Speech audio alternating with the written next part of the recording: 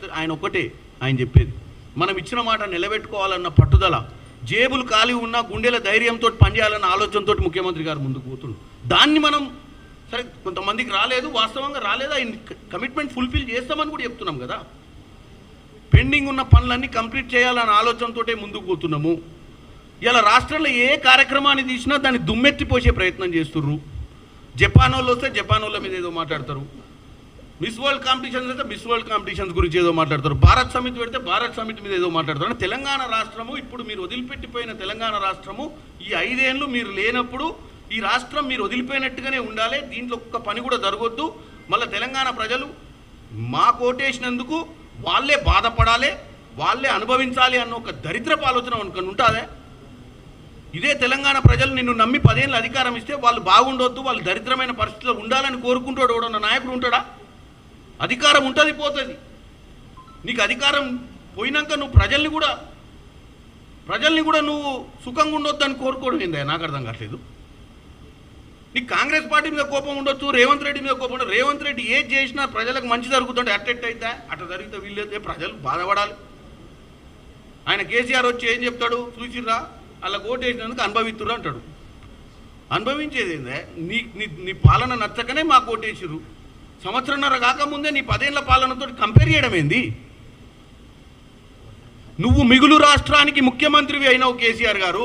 నువ్వు చేసిన దరిద్రమైన పాలనతోటి కోట్ల రూపాయల అప్పు, 8 లక్షల కోట్ల అప్పు మీద మేము వచ్చి కూర్చున్నాము. మమ్మల్ని మీ లెక్క ఉరకమంటే ఉరుకుతామా? బ్రహ్మాండమైన రాష్ట్రాన్ని మీ చేతిలో పెట్టి 2014లో ఆ రోజు కనుక మీకు ఫామ్ హౌస్లో వండుకొని గీతలు గీసుకుంటూ రాజకీయం చేయకపోతే ఇదే ప్రజాపాలన అందించుంటే ఈరోజు మీరు అన్నట్టు లక్షల ఉద్యోగాలు వచ్చాయి. ఈరోజు అన్నది ఎకరం ఖాళీ లేకుండా నీళ్లు బారి అదే డబ్బుతోటి. ఇవాళ ఎవడు అమెరికాలో పోయి బాధపడాల్సిన అవసరం, ఇక్కడే సస్యలమైనటువంటి ఉద్యోగాలు. ఇవాళ RRRలు, ఇప్పుడున్నటువంటి మూసీ ప్రక్షాళన, ఇప్పుడున్నటువంటి మన మెట్రో పనులు ఇవన్నీ కంప్లీట్ అయ్యాయి. ఈ డబ్బులల్లో ఎటుపోయినాయి డబ్బులు? ఇలా 1,50,000 కోట్లతోటి ఇవన్నీ చేస్తామని మేమంటే 8 లక్షల కోట్లు అప్పు చేసిన మీరు ఏం చేసిర్రు? ఏమనంటే కాళేశ్వరం, ఏమనంటే కాళేశ్వరం, అక్షయ పాత్ర, అదే చెప్తావు ఏముచ్చట. మిగతా డబ్బులు ఎటుపోయినాయి? మీ హామీలు ఏంది? 14 హామీలు 18 హామీలు ఏంది? ఇలా మమ్మల్ని రోజు సంవత్సరంన్నరకే ఇంత పిచ్చి మాటలు. మీ 14-18 మేనిఫెస్టో తీసుకొని హరీష్ రావు ఇంత పొడుగుంటావు, అటు ఇటు ఉరుకుతుంటావు, ఏం చేస్తావా? కాగితం పట్టుకొచ్చి కూర్చొని మాట్లాడు. మీరు 3-4 కలిసి రోజు ప్రెస్ మీట్లు పెట్టంగానే తెలంగాణ ప్రజలు రోజు మీ మాయలో పడిపోయి ఇమ్మీడియట్గా ఎన్నికలు వస్తాయి మీరు ఇతరనే ఆ పిచ్చి ఆలోచన ఎందుకు? మంచి కన్స్ట్రక్టివ్ అపోజిషన్ ఉండండి. జరుగుతున్న ప్రతి మీద మీరు కూడా సమీక్షలు చేయండి. గ్రాస్ రూట్లో పోయి మీ ఊర్లలో పోయి ఏం జరుగుతుంది, ఇంధనం మిల్లులు ఎవరికి వస్తున్నాయి, సన్నబియ్యం ఎవరు తింటుర్రు, ఇంటిగ్రేటెడ్ స్కూల్ కడితే ఎట్లుంటుంది, దాని నాణ్యత ఎట్లుండాలి? ఇది ప్రతిపక్ష పాత్ర అంటే. అసలు ఏం చేయరని పాట పాడటం బంద్ చేయమని చెప్పి నేను ముఖ్యంగా బీఆర్ఎస్ నాయకులకు చెప్తున్నా.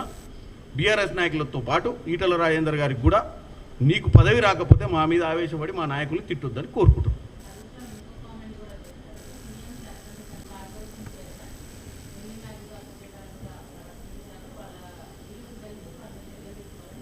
వాళ్ళనే రిలీజ్ చేయమండి. వాళ్ళ దగ్గర ఏఐ టెక్నాలజీ ఉంది. ఇవాళ రేపు 2 బొమ్మలు పెడితే అయ్యే వస్తాయి, అన్ని యాక్షన్ చేసి టీవీ వస్తున్నాయి. ఫేస్బుక్లో 2 ఫోటో దిగి ఇట్లా తర్వాత 2 డ్యాన్స్ చేసే ఫోటో కూడా వస్తుంది.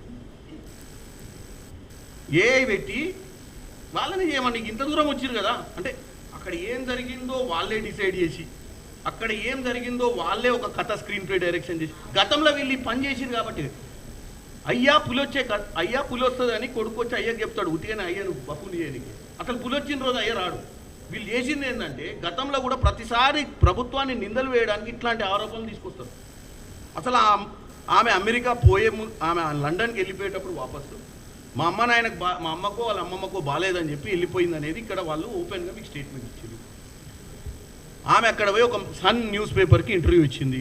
దాంట్లో ఆమె ఏం చెప్పింది క్లియర్గా చెప్తాను. ఆమె ఏం చెప్పిందంటే, నేను అనుకోలేదు పోటీలు అంటే వాళ్ళు మనోళ్ళు ఏం చేసారు, మన తెలంగాణ టూరిజంని ప్రమోట్ చేయాలన్న ఒక ఆంక్షలు ఉండడంతో వాళ్ళని యాదగిరి గుట్టకో లేకపోతే రామప్ప గుడికో లేకపోతే ఫిలిం సిటీకో ఇంకెక్కడికో నాగార్జున బుద్ధవనంకో వాళ్ళు పోవాల్సి వచ్చినప్పుడు ఆమె ఏమన్నా ఫీల్ అయ్యిండొచ్చు. ఎందుకంటే ప్లస్ ఈవినింగ్లో ఎక్కడన్నా కూర్చున్నప్పుడు ఈ ఫార్మల్గా మనం పోయి అందరినీ కలవాల్సిన అవసరం ఏంది, నేను వచ్చింది పోటీలకు, నా మనస్తత్వం ఏంది, నా పర్సనాలిటీ ఏంది, నా యాటిట్యూడ్ ఏంది, నా అంబిషన్స్ ఏందని చూసి మార్కులు వేయాలి తప్ప ఇవన్నీ ఎందుకు చేయిస్తున్నారు అన్న ఉద్దేశంతో ఆమె ఇంటర్వ్యూ ఇచ్చింది తప్ప నన్ను ఎవరో గిచ్చిర్రు, నన్ను ఎవరో గుంజిరని ఆమె చెప్పలే. అది బీఆర్ఎస్ పార్టీ కథా స్క్రీన్ ప్లే డైరెక్షన్.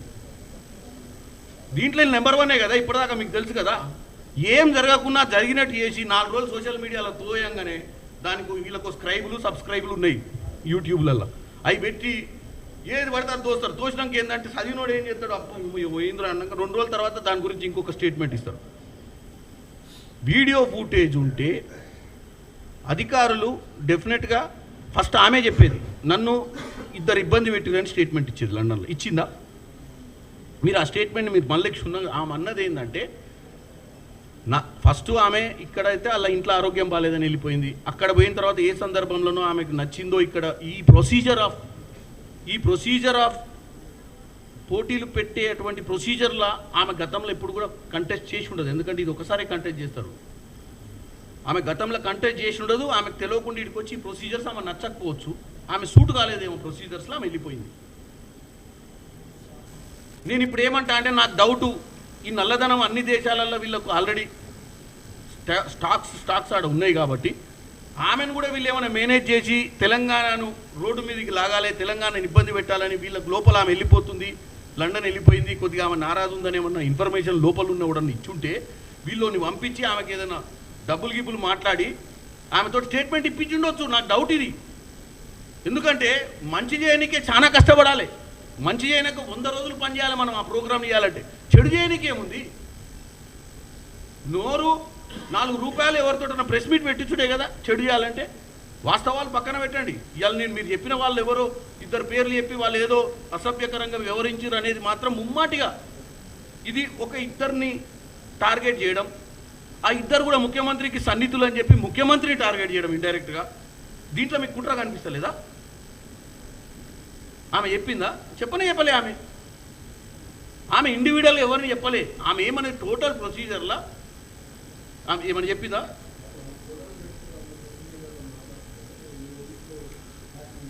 యాక్షన్ నిన్న ఎవరైతే మీరు ఆ కార్పొరేషన్ చైర్మన్ అంటారో ఆ చైర్మన్ పోయి నిన్న ఆయన పోలీస్ స్టేషన్లో ఎఫ్ఐఆర్ ఫైల్ చేయించిండు కదా. అవి బయటికి వస్తలేవు. ఎందుకు వస్తలేవు అంటే మనకు నచ్చిందే మాట్లాడుకోవాలి కదా మనము.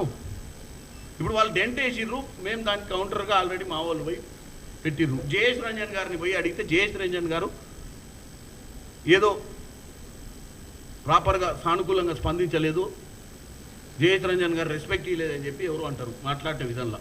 అంటే ఆయన ఫ్రస్ట్రేట్ అయ్యిందని ఆ క్వశ్చన్కి ఆన్సర్ చెప్పడంలో. అవును, మరి ఫ్రస్ట్రేట్ కాక అంత పెద్ద కాంపిటీషన్స్ నడుస్తున్నాయి, 100 పనులు ఉన్నాయి, మంచి ఉంటాయి కదా టెన్షన్లు.